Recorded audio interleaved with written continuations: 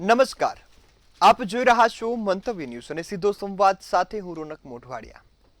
Gulf દેશોના યુદ્ધમાં હવે ટ્રમ્પ વારાફરતી અલગ અલગ નિવેદનો આપતો જોવા મળી રહ્યો છે. ટ્રમ્પ દ્વારા ડબલ ગેમ રમાતી હોય તેવા આક્ષેપ અત્યારે ઉઠ્યા છે ને એવી પરિસ્થિતિ પણ છે. કારણ કે થોડા દિવસ પહેલા ટ્રમ્પ દ્વારા 5 દિવસ યુદ્ધ વિરામનું નિવેદન આપવામાં આવ્યું તેવો દાવો કરવામાં આવ્યો અને ફરીથી તેમના દ્વારા હુમલો કરવામાં આવ્યો ને જેના જ કારણે ઈરાનમાં અનેક જગ્યા પર વિસ્ફોટ થયા.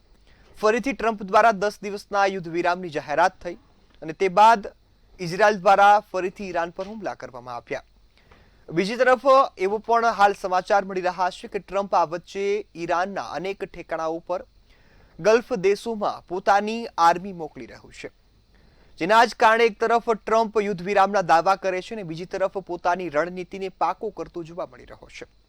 આ સ્થિતિ વિશ્વ માટે ચિંતાજનક છે. ટ્રમ્પની ડબલ ગેમ વિશ્વ માટે ખૂબ જ ગંભીર બાબત છે. આ વચ્ચે ભારતમાં એક એલપીજીનું જહાજ છે તે કંડલા બંદર ખાતે આવી પહોંચ્યું.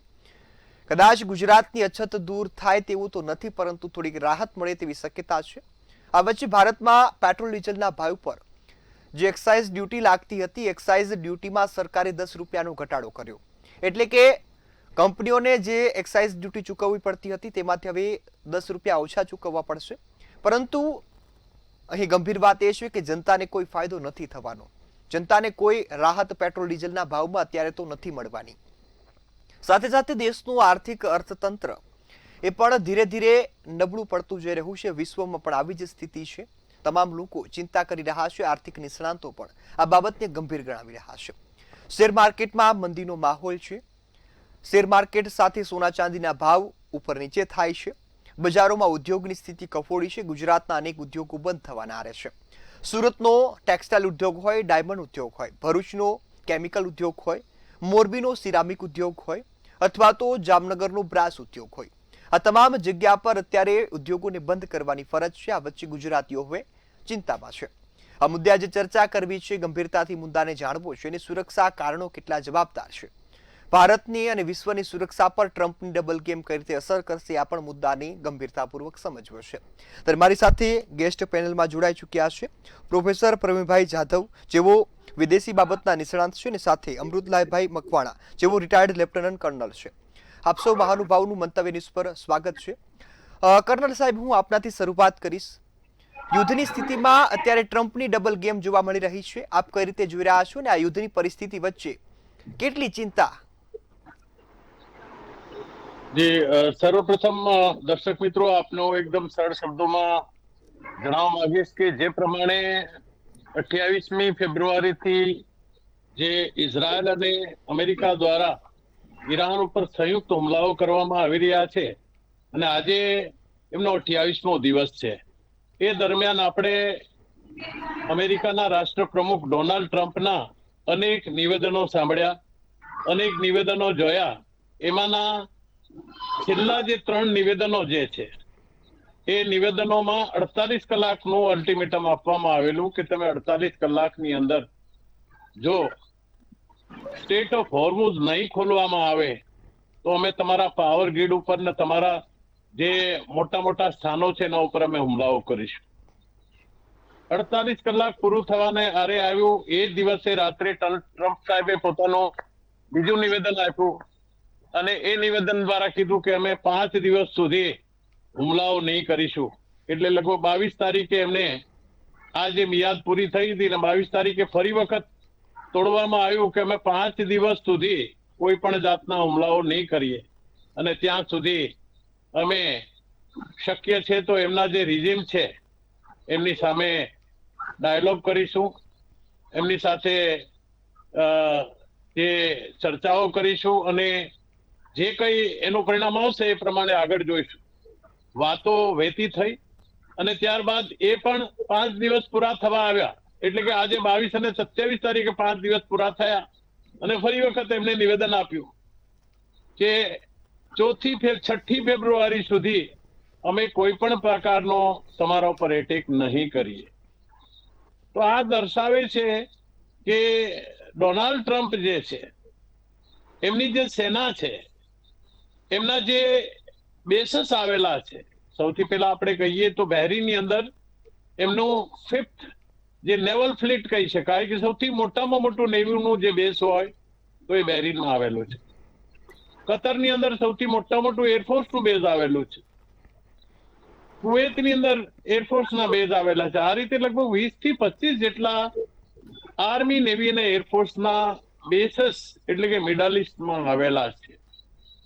તો આટલા બધા જે એમના મિડલ ઇસ્ટના આ બેસીસ એના આવેલા હોય અને ત્યારથી ટ્રમ્પ સાહેબ કોશિશ કરી રહ્યા છે કે ઈરાનને આપણે એક જે પ્રમાણે વેનેઝુએલાને 2 દિવસ કે 3 દિવસની અંદર એના રાષ્ટ્રપ્રમુખને પકડીને એનો રેઝિમ ચેન્જ કરવામાં આવ્યું અને જે પ્રમુખને પૂરી દેવામાં આવ્યો, અહીંયા પણ એની એ જ મનસા હતી કે હું માત્ર 1 અઠવાડિયાની અંદર જે ખોમેની સાહેબને રેઝિમ હું બદલી નાખીશ.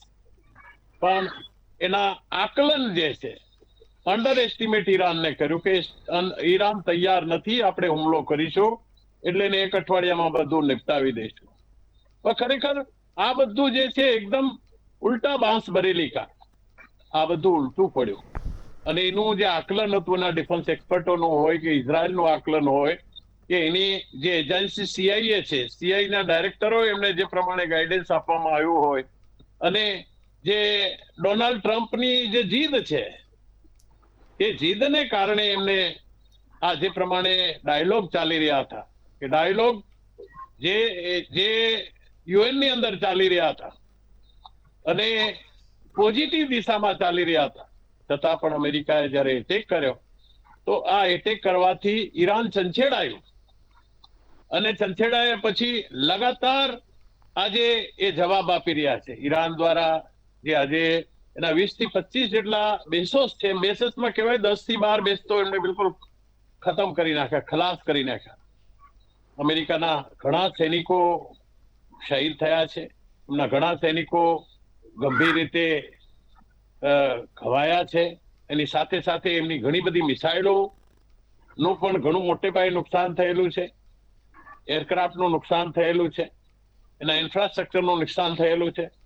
એની સાથે સાથે ઇઝરાયલમાં પણ એના ઈરાન દ્વારા મોટા ભાગના જે હુમલાઓ, મિસાઇલ એમની પાસે જે બેલેસ્ટિક મિસાઇલ છે, કારણ કે 1700 થી 1800 કિલોમીટર દૂર ઈરાનથી ઇઝરાયલ થાય છે, તો ત્યાં બી લગાતાર એટલા હુમલાઓ થઈ રહ્યા છે.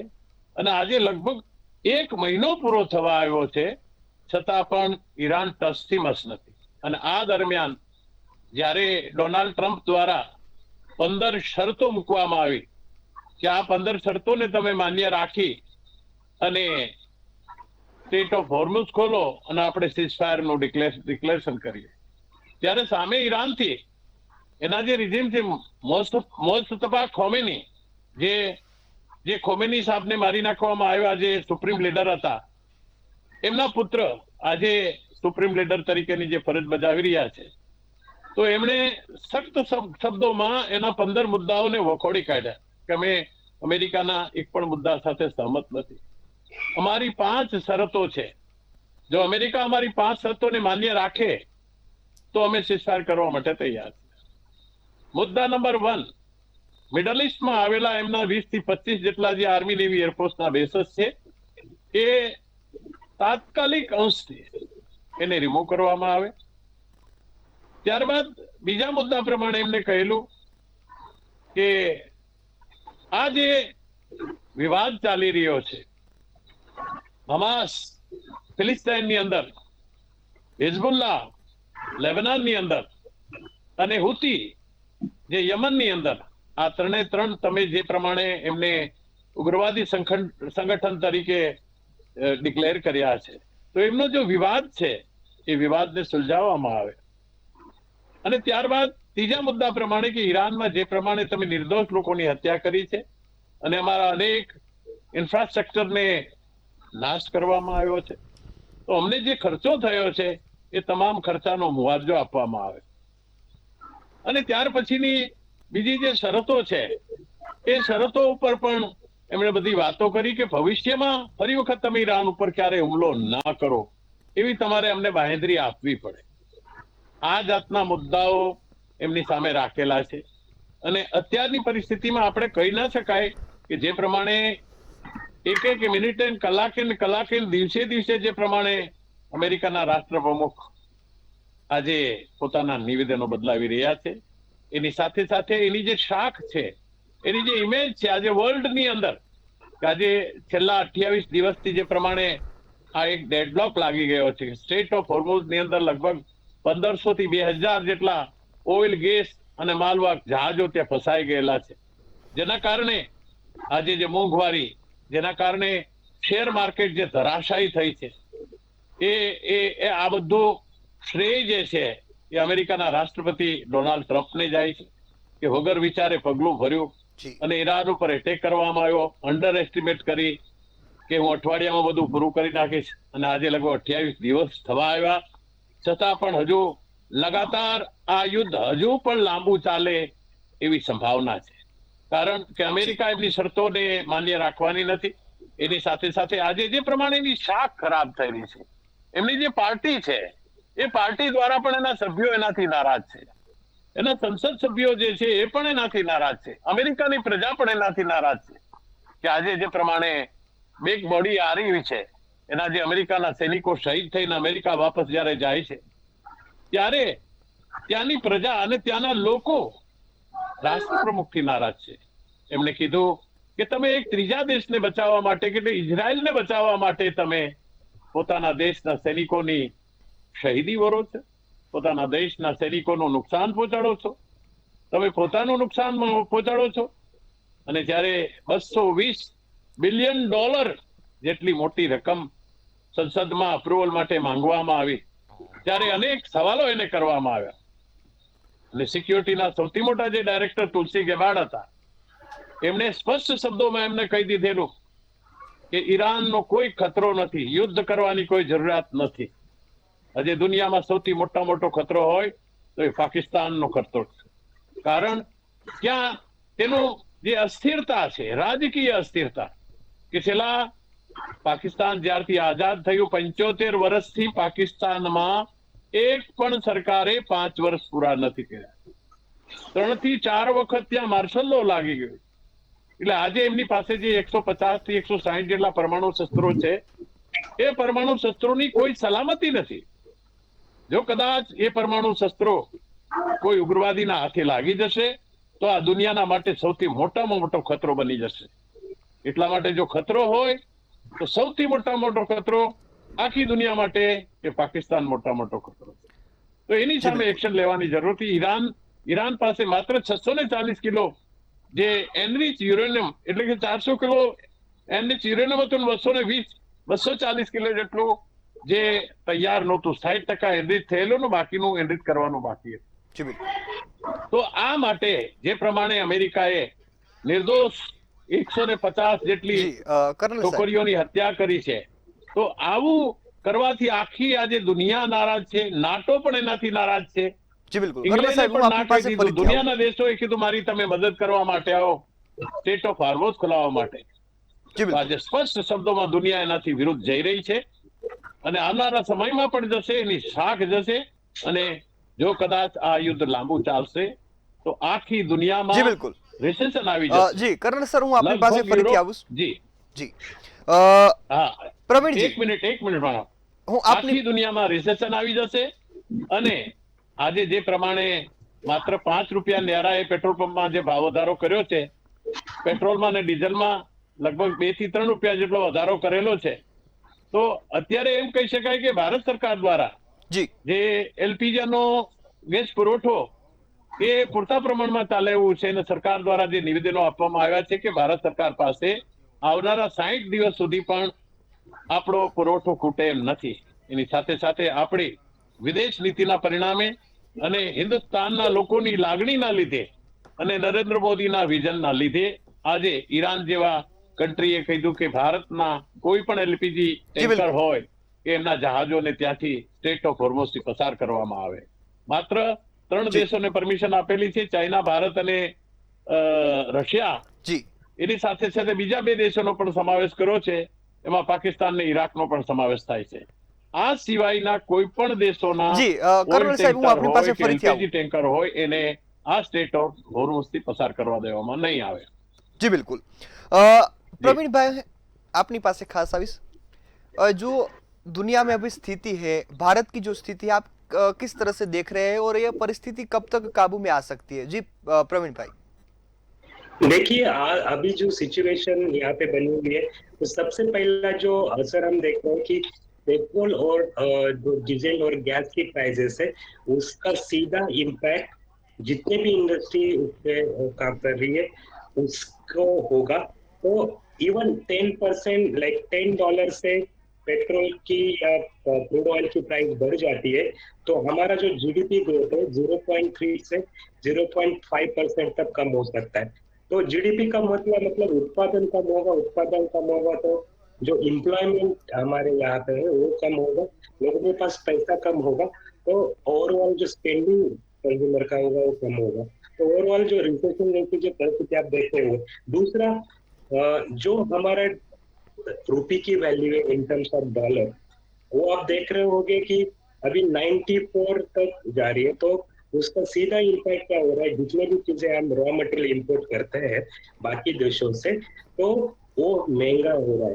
तो प्रोडक्शन कॉस्ट बढ़ेगा और जो इन्फ्लेशन हम बोल रहे हैं, इन्फ्लेशन मतलब महंगाई हमारे देश में और बढ़ने के चांसेस है. अब आप बात कह रहे हैं कि ये कितने दिन तक चलेगा, तो इसका मैं आंसर देना चाहता हूँ कि जितना भी ये डिस्ट्रॉय हुए, जितने भी प्रोडक्शन या जो ऑयल और जो गैस जहाँ पे बन रहे थे वो जो डिस्ट्रॉय हुए, उसको सही होने में मुझे लगता है कि कम से कम 1 ईयर लग सकता है. तो अभी वॉर खत्म भी हो जाता है इस मूवमेंट पे, हम ऐसा मानते हैं, पर उसको सही होने के लगता है कि मुझे 1 साल कम से कम लगेगा, क्योंकि जो फैसिलिटी डिस्ट्रॉय हुई है उसको रीबिल्ड करने के लिए एक टाइम चाहिए होता है, वो 1 दिन में नहीं बनेगी.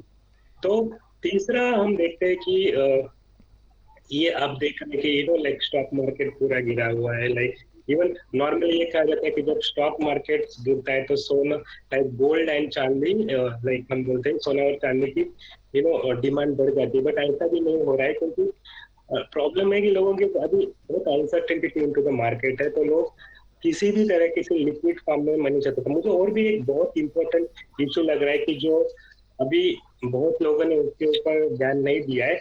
हमारा जो भी इंटरनेट कनेक्टिविटी है वो सी रूट से जाता है मोस्टली, और कहीं ना कहीं ईरान में एक स्टेटमेंट ये भी आ रहा है कि इफ लाइक यूएस हमारे लाइक ऊपर जो भी वॉर अभी चल रहा है वो नहीं रोकता है, तो जो हम इंटरनेट कनेक्टिविटी उसको भी हम कट कर सकते हैं. क्योंकि अभी देखा जाए तो हमारे मोस्टली ट्रांजैक्शन ऑनलाइन चल रहे हैं, और किसी भी तरह का उसको लाइक प्रॉब्लम होता है तो overall global economy will be in trouble. क्योंकि हमारे सारे ट्रांजैक्शन, इवन हमारे पास पैसा हो हमारे बैंक में, बट हम निकाल नहीं सकते, क्योंकि बैंक कैसे चेक कर सकते कि आपके अकाउंट में कितना पैसा है, देयर इज नो इंटरनेट. तो मुझे लगता है कि कहीं ना कहीं एक बड़ा इंपॉर्टेंट खतरा कहीं ना कहीं दुनिया के सामने है, तो उस पर कैसे टैकल किया जाए, दैट इज वेरी इंपॉर्टेंट. दूसरा मैं जो चीजें कह रहा हूँ कि बहुत सारे इंडियंस ये मिडिल ईस्ट कंट्रीज में हैं, और इवन मेरे बहुत सारे कंट्रीज, मोस्ट ऑफ देम वो चाह रहे हैं कि हम फिर से इंडिया में वापस आ गए. तो रिमिटेंसेस जो मिडिल ईस्ट कंट्री से आ रही थी वो भी कहीं ना कहीं कम हो रही है, और ग्लोबल इकोनॉमी जो अनसर्टेनिटी, हमारा एफडीआई जो फॉरेन डायरेक्ट इन्वेस्टमेंट इंडिया में आ रहा था वो भी कम आ रहा है. एफआईआई आउटफ्लो ज्यादा हो रहा है, मतलब बहुत सारे लोग इंडियन स्टॉक मार्केट से पैसे निकाल रहे हैं.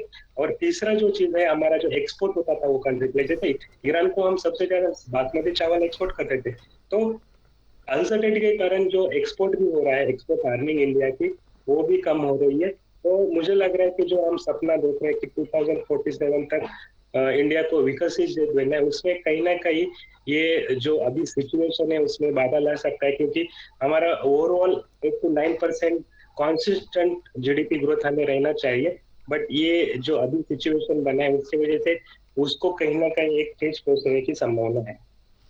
जी बिल्कुल। और एक एक बात भी आप अपने मुद्दे में कवर कर लीजिए कि आगामी जो समय आने वाला है उनमें पेट्रोल डीजल का जो भाव है वो कितना बढ़ सकता है, साथ में अर्थव्यवस्था को कितनी असर हो रही है ये युद्ध के कारण, क्योंकि अभी महंगाई बढ़ेगी वो नक्की ही है, क्योंकि भारत में सब चीज अभी महंगी होने लगी है। खाने पीने से लेके कोई भी चीज अभी देखें तो वो सबका भाव बढ़ गया है। देखिए, सबसे पहला तो जब आप पेट्रोल और डीजल की बात कर रहे हैं तो अभी जो इंडिया ने 10% एक्साइज जो ड्यूटी है पेट्रोल और डीजल पे कम किया है, तो पहले तो इसका जो असर पॉजिटिवली हम देखते हैं तो इसका सडन इम्पैक्ट कंज्यूमर पे नहीं पड़ेगा क्योंकि वो गवर्नमेंट अभी बेयर कर रही है। बट इसका जो निगेटिव इम्पैक्ट हम देखते हैं क्योंकि गवर्नमेंट का जो कलेक्शन ऑफ एक्साइज ड्यूटी वो कम होगा, तो जो जितने भी डेवलपमेंट एक्टिविटीज पे हम खर्चा कर रहे थे उसमें कहीं ना कहीं कमी आ जाएगी क्योंकि excise duty is a revenue of the government. अब रेवेन्यू कम हो रहा है और एक्सपेंडिचर बढ़ रहा है, तो उसके वजह से गवर्नमेंट का जो फिस्कल डेफिसिट है वो बढ़ जाएगा। तो उसके वजह से हमारा जो डेवलपमेंट पे जो जो हम चल रहे हैं उसके ऊपर इम्पैक्ट आ जाएगा। जैसे आपने अभी जो मेरे पहले प्रीवियस स्पीकर है उन्होंने बताया नायरा पेट्रोल पंप ने उनकी प्राइस बढ़ाई, तो जब ये पेट्रोल और डीजल की प्राइस सेट होती है उसमें क्या होता है, पहला तो एक इम्पोर्टेंट जो फैक्टर होता है क्रूड ऑयल जो हम इम्पोर्ट करते हैं उसमें इंक्रीमेंट होता है तो उसका वजह से प्राइस बढ़ती है। सेकेंडली, हर एक स्टेट, क्योंकि आपने देखा होगा कि महाराष्ट्र में पेट्रोल और डीजल की प्राइस अलग है और गुजरात में अलग है। गुजरात में 94 है, नायरा ने अभी बढ़ा के 4 to 6% 100 तक जा रही है।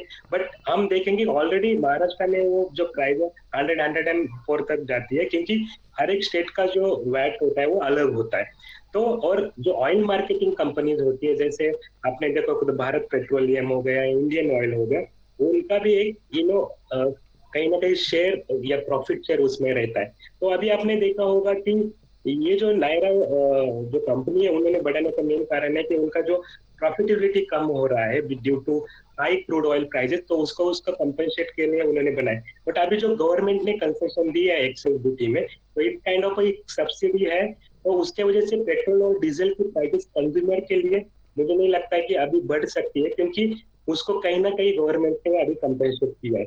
बट मुझे अब ऐसा लगता है कि जो रशिया से हमें जो क्रूड ऑयल मिलता था कंसेशन रेट पे, उन्होंने वो खत्म कर दिया है। तो ओवरऑल गवर्नमेंट के फिस्कल डेफिसिट पे एक ज्यादा बर्डन बढ़ेगा। बट अल्टीमेटली आपने देखा होगा कि रिसेंटली बहुत पैनिक बाइंग हुआ था और ऐसा सिचुएशन हो सकता है तो कुछ लोग स्टॉप भी कर सकते हैं उसका, उसके ऊपर गवर्नमेंट को काफी ध्यान रखने के चांसेस हैं, लाइक जरूरी है। જી બિલકુલ। કર્નલ સાહેબ, ખાસ એક મુદ્દો છે કે અત્યારે રશિયા સાથેનો આપણો સંબંધ બગડતો જોવા મળ્યો, જ્યાંથી ક્રૂડ આપણે સસ્તું મંગાવતા હતા એ અત્યારે મળતું નથી, અથવા તો એ ટ્રમ્પના માનવાથી આપણે કદાચ એ સંબંધ તોડ્યો એવું લોકો ચર્ચા કરી રહ્યા છે, એ મુદ્દો આપ કઈ રીતે જોઈ રહ્યા છો? આપનો સવાલ બહુ સરસ મજાનો સવાલ છે। પહેલી વસ્તુ એ કહી દઉં કે ભારત કોઈ પણ કન્ટ્રીના દબાવમાં નથી, એમાં ચાહે અમેરિકા હોય, રશિયા હોય, ચાઇના હોય કે દુનિયાનો કોઈ પણ દેશ। આજે ભારત લગભગ દુનિયાના 41 દેશો પાસેથી પોતાનો જે જરૂરિયાત એલપીજી હોય કે પેટ્રોલ ડીઝલ હોય એ તમામે તમામની જે આયાત છે એ 70 થી 80% જે આયાત ઇમ્પોર્ટ આ 41 દેશો પાસેથી આપણે કરીએ।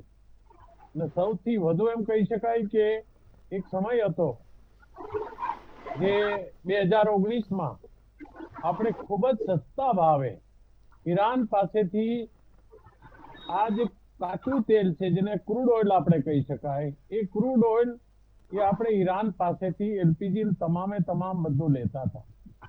પણ અમેરિકા અને ઈરાનની દુશ્મનીના કારણે એનો ભોગ બનવો પડે કે અમે તમારા ઉપર સેન્કશન લગાવીશું, એમની પાસેથી ના ખરીદો।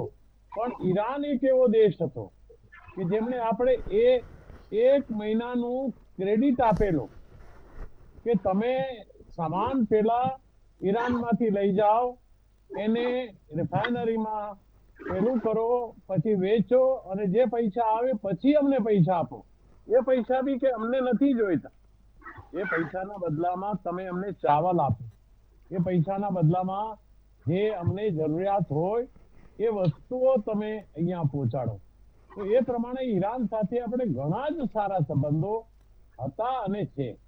આજની તારીખમાં પણ ઈરાન સાથે આપણે એનું ચાબાર જે બંદરગાહ છે, એ બંદરગાહને આપણે ડેવલપ કરવા માટે અરબો રૂપિયાનું ધિરાણ એમાં કરેલું. તો એટલું કહી શકું, રશિયા પાસેથી હજી આજની તારીખમાં બી આપણે ઘણું બધું ક્રૂડ ઓઇલ ખરીદીએ છીએ. અને જે પ્રમાણે અગાઉ જે કરારો નક્કી થયા હતા, હું આપની જાણ ખાતર કહી દઉં દર્શક મિત્રો, આજે મોટા ભાગનું ક્રૂડ ઓઇલ આપણે ખરીદી અને એની રિફાઇન કરીને નાટો કન્ટ્રીને આપણે એક્સપોર્ટ કરીએ છીએ અને એમાંથી આપણે ઘણા બધા એમ કે ડોલર્સ કમાઈએ છીએ. નંબર 1.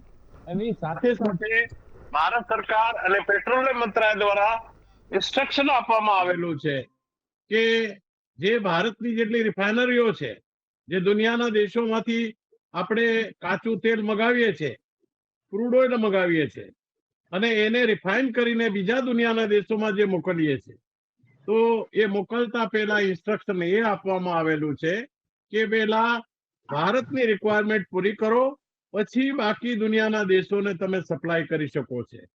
આ જાતનું જે ઇન્સ્ટ્રક્શન આપવામાં આવેલું છે એ એમ હું કહી શકું કે એક સુરક્ષા નિષ્ણાત તરીકે કે ભારત તે સૌથી મોટામાં મોટી એક એમ કહી શકાય કે સફળતા છે, જીત છે. જે પ્રમાણે ઈરાને આપણને પરમિશન આપી છે કે ભારતના કોઈ પણ જહાજ ત્યાંથી રોકવામાં ના આવે, એમને જે કઈ વસ્તુ જોતી હોય એ આ સ્ટ્રેટ ઓફ હોર્મુઝથી એને પસાર કરવામાં આવે. અને આપણે જાણીએ છીએ કે નંદાદેવી, શિવાલિક, લાડલી અને હમણાં જે આવ્યા કે વસંત અને એ સિવાય જેટલા આપણા જે જહાજો આવ્યા છે, એ તમામ જહાજો તે ત્યાંથી સફળતાપૂર્વક સ્ટ્રેટ ઓફ હોર્મુઝમાંથી પસાર થઈને આવેલા છે અને એનાથી ઘણી બધી રાહત થઈ છે. આજે જ એક જે પીએનજી એટલે કે સીએનજી નું જે આપણી પાસે આવેલું છે જે શિપ, અને જે શિપ દ્વારા ટોટલ જે શિપનું જે છે 47,600 મેટ્રિક ટન જે ગેસ આવેલો છે, એની સાથે સાથે 45,000 મેટ્રિક ટન બે આવા શિપો આપણે ત્યાંથી નીકળીને આવેલા છે. એક શિપ મેંગ્લોર જવાનો હતો અને બીજો જે શિપ છે એ ત્યાંથી આપણે કાંડલા પોર્ટમાં ઉતરવાનો હતો અને કદાચ આજની તારીખમાં ઉતરી ગયું પણ હશે. જી બિલકુલ કર્નલ સાહેબ, જે પ્રમાણે આપણે વેનેઝુએલાથી આપણે ઓઇલ મંગાવીએ છીએ, અમેરિકાએ બી ઓફર કરી છે કર્નલ સાહેબ સમયની મર્યાદા છે, જોશે એટલું અમે તમને સપ્લાય કરીશું.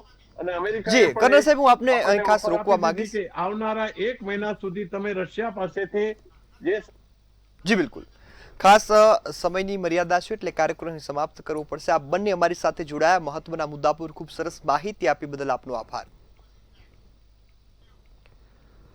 હાલની પરિસ્થિતિમાં જે પ્રકારે નિષ્ણાંતો જણાવી રહ્યા છે કે પરિસ્થિતિ વિકટ છે, પરંતુ લડવાની હિંમત હોવી જોઈએ. આ સાથે હવે આગામી સમયમાં શું બદલાવ આવશે, બજાર કેવી સ્થિતિમાં છે, તો સમય બતાવશે. આશા છે કે જે સૌ કોઈની પરિસ્થિતિ છે તેમાં સુધારો આવશે. આશા સાથે કાર્યક્રમ સમાપ્ત કરીએ છીએ. ફરીથી મળીશું નવા મુદ્દા સાથે. ત્યાં સુધી મને રજા આપશો. નમસ્કાર.